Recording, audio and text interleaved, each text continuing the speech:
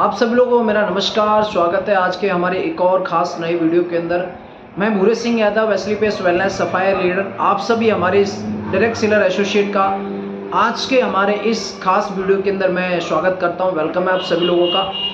साथियों, बने रहिए आज के हमारे इस खास वीडियो के अंदर लास्ट तक, क्योंकि मैं आज आपसे डिस्कस करने वाला हूँ इंडियन डायरेक्ट सेलिंग के खास तथ्यिक और डेटाबेस प्रमाणिक जो पॉइंट्स हैं उनसे संबंधित मैं आज आपसे बात करने वाला हूं।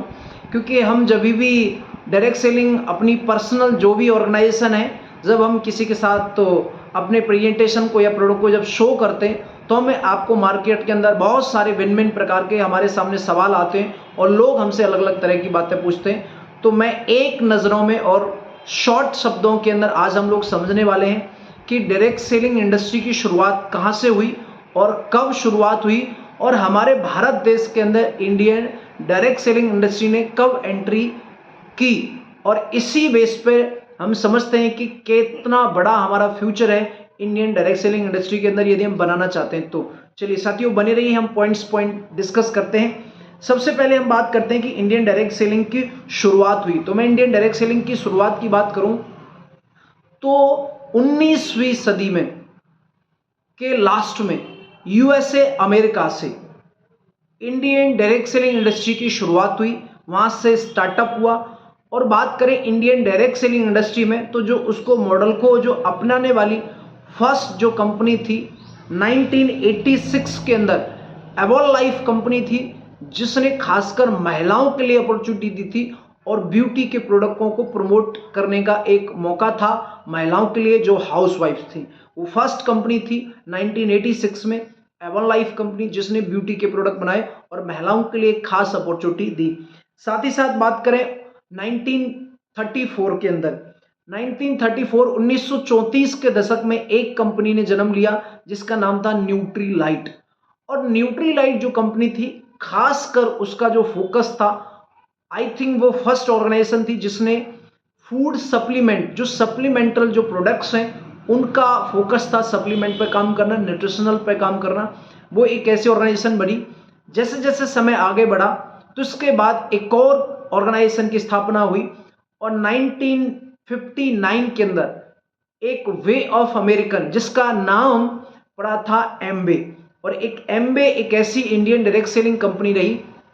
जो कि 1959 में जब स्थापित हुई, उसके बाद एक पूरे विश्व स्तर पर इंडियन डायरेक्ट सेलिंग को नई पहचान मिली, नई एक जो है पूरे विश्व भर में उसको जो है लोगों ने स्वीकारा और लोगों ने अपने बड़े भविष्य, उज्जवल भविष्य भी वहां बनाए और बड़े व्यापार भी उन्होंने बनाए, वहां से सारी चीजें की। 1959 में ये सारी चीजें हुई। इसके बाद हम बात करें तो इंडियन डायरेक्ट सेलिंग इंडस्ट्री का सही विकास, यदि हम सही विकास की बात करें तो 1970 से लेकर के 1990 के बीच में, 1970 से लेकर 1990 के बीच में इंडियन डायरेक्ट सेलिंग इंडस्ट्री का बहुत ज़्यादा यानी बड़े स्तर पर विकास होना स्टार्ट हुआ इस बीच में। और इस बीच में ही बात करें तो काफ़ी सारी कंपनियों ने एंट्री की, जिसमें हम बात करें हर्बल लाइफ है, ऑरिफ्लेम है, टपरवेयर है और फॉरएवर है। ऐसी बहुत सारी मैनीज फॉरेनर कंपनी रही जो इस बीच में इनकी जो है स्थापना हुई और नई नई कंपनियां निकल के आई। यदि हम बात करें 1990 के आसपास, यदि हम इंडियन पूरी कंप्लीट डायरेक्ट सेलिंग इंडस्ट्री के सही विकास की बात करें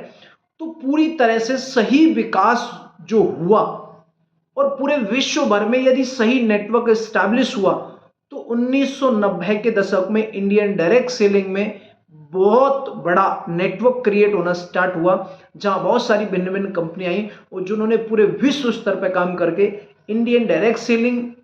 में एक बड़े नेटवर्क को क्रिएट किया। बात करें यदि हम भारत में इंडियन डायरेक्ट सेलिंग की शुरुआत, तो एक्चुअल में यदि सही समझा जाए तो 90 के दशक में यानी 1990 के दशक में एक्चुअल में इंडिया के अंदर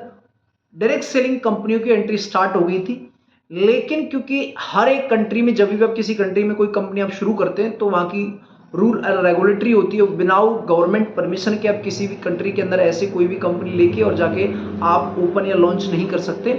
लेकिन सही जो फर्स्ट कंपनी बनी 1959 के अंदर पहली कंपनी बनी वे ऑफ अमेरिकन, जिसका नाम हम सब लोग एम्बे के नाम से जानते हैं। एमवे इंडिया के नाम से हमारे भारत देश के अंदर फर्स्ट कंपनी बनी इंडियन डायरेक्ट सेलिंग के अंदर, जिसने भारत देश के अंदर एंट्री ली। उसके बाद बहुत सारी मैनी कंपनीज, फॉरेनर कंपनियों ने हमारे इंडिया के अंदर व्यवसाय को फैलाया और काम करना स्टार्ट किया, और उसके बाद हमारी बहुत सारी कंपनियां बनी जो आज टॉप बड़े बिग स्तर पे काम कर रही हैं, जो भारतीय कंपनी है, स्वदेशी कंपनी है।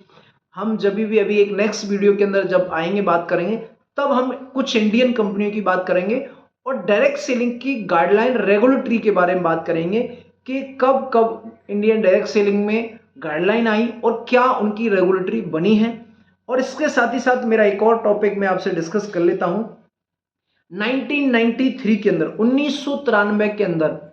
WFDSA, world federation of direct selling association, इस ऑर्गेनाइजेशन की स्थापना हुई 1993 में। यदि इंडियन डायरेक्ट सेलिंग इंडस्ट्री को लीड करने की बात करेंगे तो WFDSA,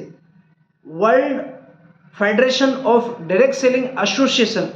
ये जो बोर्ड है ये पूरी डायरेक्ट सेलिंग जो इंडस्ट्री है इसको लीड करता है, और इसमें जितनी भी कंपनियां काम करते हैं उन सभी को इस जो ऑर्गेनाइजेशन है इसके अंडर टेक रह के सारे प्रोसेस को कंप्लीट करना होता है। साथियों, मैं इस वीडियो के माध्यम से एक पॉजिटिव आपको एक मैसेज देना चाहता हूं। यदि हम भारत देश के अंदर या फिर हम विश्व स्तर पर देखें तो डायरेक्ट सेलिंग इंडस्ट्री एक बहुत ही व्यापक इंडस्ट्री है, एक बड़ी इंडस्ट्री है, और यहां कोई भी एक आम आदमी, सही है, पार्ट टाइम या ओवर टाइम या फिर as a career be a professional, यदि प्रॉपर सिस्टमेटिकली यदि अपना करियर लगाता है, सबसे ब्यूटी जो पॉइंट जो मेरे को लगता है मेरे एक्सपीरियंस के अनुसार कि एक तरह से जीरो लागत या बिना लागत या बहुत ही मिनिमम लागत के साथ डायरेक्ट सेलिंग इंडस्ट्री में अपने करियर अपने शुरुआत की जा सकती है, स्टार्टअप किया जा सकता, और कोई भी इंसान बेसिक से शुरुआत करके